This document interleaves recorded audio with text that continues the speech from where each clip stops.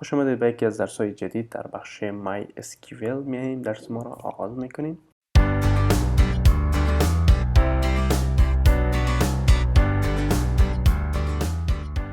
دیگه بخشی که در خود MySQL داریم MySQL Constraints هسته. MySQL Constraints چی هسته؟ که ما وقتی که یک تیبل کرییت میکنیم در لاراول، ما بعضی از محدودیت ها را سر کالم ها تعیین میکنیم. مثلا محدودیت های مختلف میتونیم که ما سر یک کالم اضافه کنیم. اول محدودیت میتونه باشه که یک کالم وقتی که یک یوزر دیتا را انتری میکنه، کالم باید خالی نباشه و یا هم کالم باید یونیک باشه. یونیک به این معنی که یک دفعه یک دیتا داش اضافه شد، بار دیگه که اگه یوزر بخواد اونمون رقم دیتا را اضافه کردن تانه، مثلا آیدی هر یوزر و یا هم آیدی هر دیتایی را که ما در دیتابیس انتری میکنیم او باید یونیک باشه. اینا میگن constraints یعنی محدودیت ها. شما لیست از constraint را در روی صفحه تان میبینین که ما تمامش براتون لیست کردیم. حالا میایم اینا میره چطور میتونیم سر یک تیبل اپلای کنیم کار میکنیم. اول میایم کرییت میکنیم create table. نام تیبل میمونیم به نام persons و بعد از قوس بسته و در این قسمت میایم نوشته میکنیم که ID درست، بعد از میگم انتیجر باشه و اولین کانسترنت ما که هستن not null به این معنی که ای هرگز باید چی نباشه، خالی باید نباشه. not null درست، یعنی اگر یوزر هر وقتی که بخواد دیتا را انتری کنه باید این کالم خالی نمانه. دیگه مثلا نوشته میکنیم که last name و ایده میگیم که var4 هست var4 و اینجا تعداد کرکترش نوشته میکنیم مثلا که 200 کرکتر باشه. کرکتر یعنی هدفش از حرف هسته و اینجا همچنان بعد از او که اسپیس دیگه دادین اینجا کانسترنتش نوشته میکنیم که میگم not null درست است که null نباشه.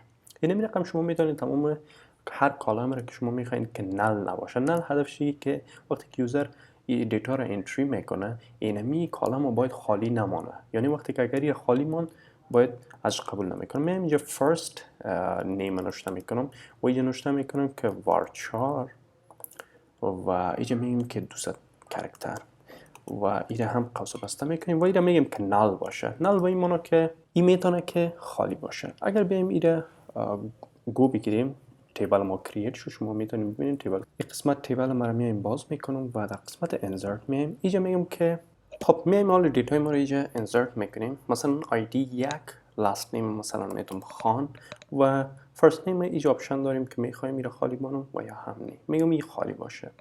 ولی اینجا اینجا انتر میکنیم ببینید دیتای ما خالی یعنی نل اینجا ذخیره شد به خاطر فرست نیم. اما اگر ما بیایم دوباره در انسرت آیدی را نوشته نکنم و اینجا مثلا لاست نیم نوشته کنم که خان و اینجا فرست نیم نوشته کنم که احمد و اینجا اول انتر کنم ببینید گفته که incorrect integer value باز گفته که اینجا string from the column ID درسته، یعنی شما نمیتونین که در ID خالی سابمیت کنید. اگر ما بیایم در خود MySQL query هم اگر ما بیایم اینجا insert هم کنم میگم که insert اینجا query insert ما تیار داریم میگم که در قسمت IDش مثلا بگیم که null پاسکو یعنی خالی و اینجا مثلا first nameشه last nameشه میتونم بگیم که خان درست و اینجا بگیم که first nameشه هم null پاسکو یعنی خالی. اگر اینجا انتر کنیم ببینید میگه که ID column cannot be null یعنی ID null بودن نمیتونه. تو باید با ID یک value بیتیم، مثلا اگر یک بتون و یا هم دو بتیم ایره او چیز کنیم و ایمانو که دیتا اینجا ذخیره میشه. این یک نوع از constraint است که ما میتونیم سر یک تیبل اپلای کنیم که او constraint null هست که یعنی null باشه و یا هم null نباشه وقتی که دیتا می یعنی constraint ما میتونیم از قسمت انترفیس هم بدیم. مثلا ما میایم اینجا میگم که change کویره و اینجا در قسمت default اگر ببینین اینجا ببینین null label هم هست و اینجا null هم داریم که مثلا شما میتونید قسمت default بیاین null انتخاب کنین و اینجا سیو کنین. این دیگه چی میشه؟ null label میشه، یعنی شما میتونید که ایره null هم یعنی null خالی هم بهش باز کنیم. مثلا میایم انسرت میکنم میگم فقط آیدیش یک بته درست، آیدی مثلا 3 بته و این دیگه نل باز کن نل یعنی خالی و ایره حالا سبمیت کنیم. ببینین last name هم نل شد. این هست از constraint not null که ما چطور میتونیم از not null استفاده کنیم. خب میتونیم که بیاییم چی کنیم دیگه کانسترنت ها رو هم بخوانیم. ما میایم باز چی میکنم که دراپ میکنم این تیبل ما دراپ تیبل بعد پرسن میگم پرسن تیبل چه دراپ کو تیبل ما دراپ شد و بعد پس چیش میکنم کرییتش میکنم میگم کرییت تیبل و بعد میگم که persons درست و قوس بسته و اینجا تمام چیزای ما رو نوشته میکنیم.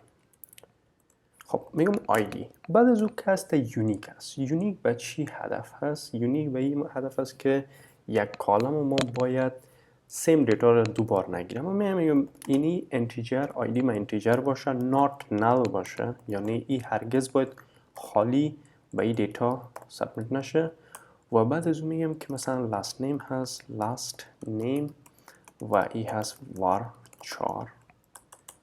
var4 و 255 کرکتر و دیگه چی هست مثلا age هست میگم age هم داشته باشه و این انتیجر باشه درست. خب ما میخوایم آیدی ما یونیک باشه یعنی چی شود که هیچگاه یک یوزر دو آیدی برش پاس نکنه. با اون لحاظ ما میتونیم نوشته کنیم که یونیک درست است یونیک کو آیدی را آیدی درست. میگم کالم آیدی را برای ما چی کو یونیک کو. حالا بیایید تیبل ما کرییت شد کانسترنت رو برش اپلای کردیم که آیدی ما همیشه یونیک باشه. میگم اینجا میگم آیدی یک لاست نیمش خان و ایجش رو مثلا 18 سال است درسته. این دیتا رو انتر کردیم ببینید دیتا ما آمد که آیدی یک خان و 18 سال است. باز میم انتر میکنم باز زیر آیدی یک میتونم.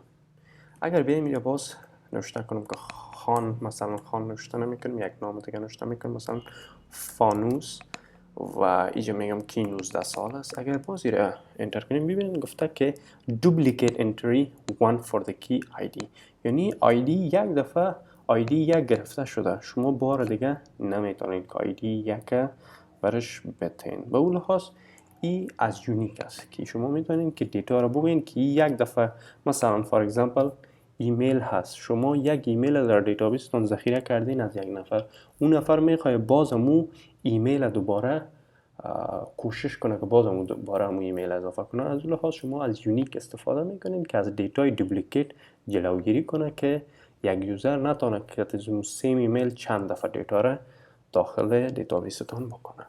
خب دیگه طریقش این است که اگر احیانا ما یک تیبل کرییت کردیم مثلا به ایج و یا هم به لاست نیم هم ما میخوایم که یونیک کنیمش اما این تیبل ما قبلا کرییت کردیم اما حالا میخوایم که به این یونیک کانسترنت یونیک اضافه کنیم. چطوری کار میکنیم؟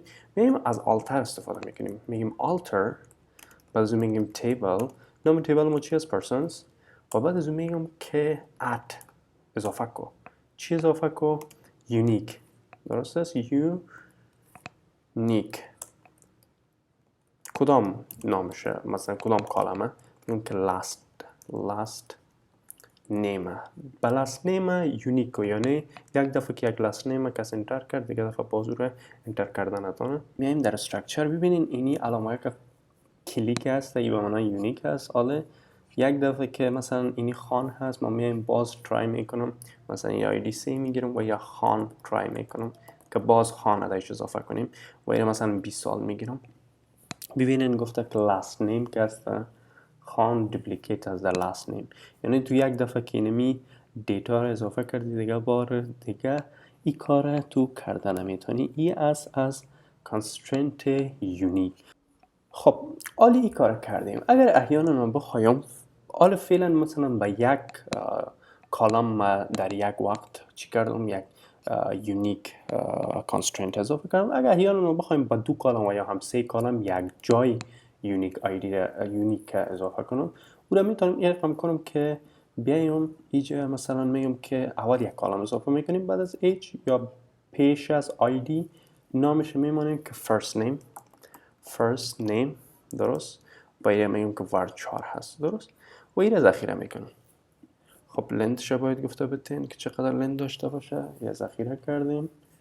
first name شد، last name شد و age شد. اینالی ما یک constraint رو میخوایم اضافه کنم که اینی تیبلم، اینی کالمم و اینی کالمم باید سیم نباشه. مثلا یک نفر نامش از خان، درست است؟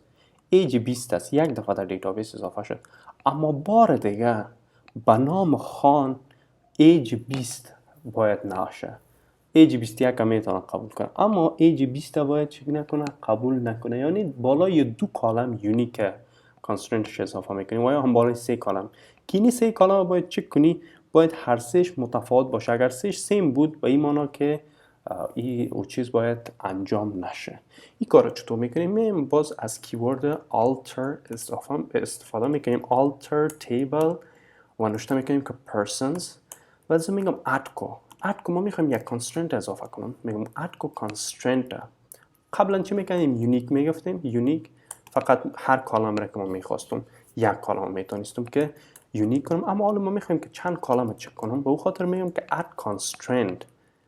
add کو constraint هم غلط نوشته کردیم. constraint نیست، constraint.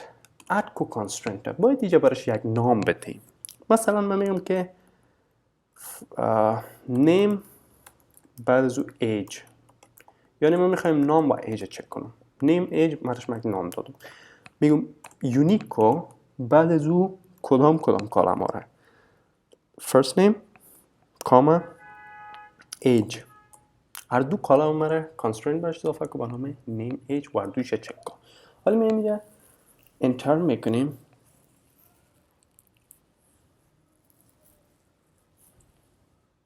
اینجا یونیون ما نوشته کردیم، باید یونیک نوشته کنیم.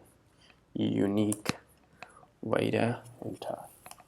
خب حالا میریم در استراکچر ما ببینیم تمام از این constraint گرفته، اما اینی دو دانه که هسته به نام name age یک constraint گرفته که هر دویش باید یک چیز نباشه. خب میبینیم که یا کار میتونه نمیده. حال دیتای ما رو میبینیم که چی داریم. مثلا ID 1 هست. خب میایم چی میکنم که اینجا میگم که ID 4 first نمیشه میتونم مثلا احمد، last نمیشه میتونم last name هم یک مثلا خان تو میتیم last name و سنش میگم 20 ساله. اوکی شد، انتر شد. حالا ببینین اینجا به نام احمد خان تو و 20 ساله آمده. پس میایم اینجا دارن insert و اینجا میگم که شماره 5 و اینجا نوشته میکنم که احمد. درست است، احمد نوشته کردم و اینجا میایم last name تغییر میتونم و اینجا ایجش 21 میگیرم. درست است، احمد 21 ساله. انتر میکنم، دیتای ما ذخیره شد. احمد بود، احمد است، اما ایجش فرق داره. اگر ما بیایم یک کار کنم که اینجا مثلا 6 بگیرم، بیایم نوشته کنم که احمد، درست، باز مثلا خان 5 و اینجا باز 20 ساله بگیرم، یعنی هم احمد یک چیز شد و هم 20 ساله. یعنی این ریکارد ما داریم که احمد 20 ساله آلردی هست. وقتی که را سابمیت کنیم ببینیم با ما ایرر میده که احمد 20 ساله که است ای دوپلیکیت است. یعنی دو کالم حالا چک میکنه به خاطر از اینکه باید هر دویش یونیک باشه. اگر دویش سیم بود به این معنی که اجازه نمیده که دیتا در دیتابیس ذخیره شود. اینی بود که چطور ما میتونیم که بالای دو کالم در حین زمان چی کنیم که یونیک کانسترنت اضافه کنیم.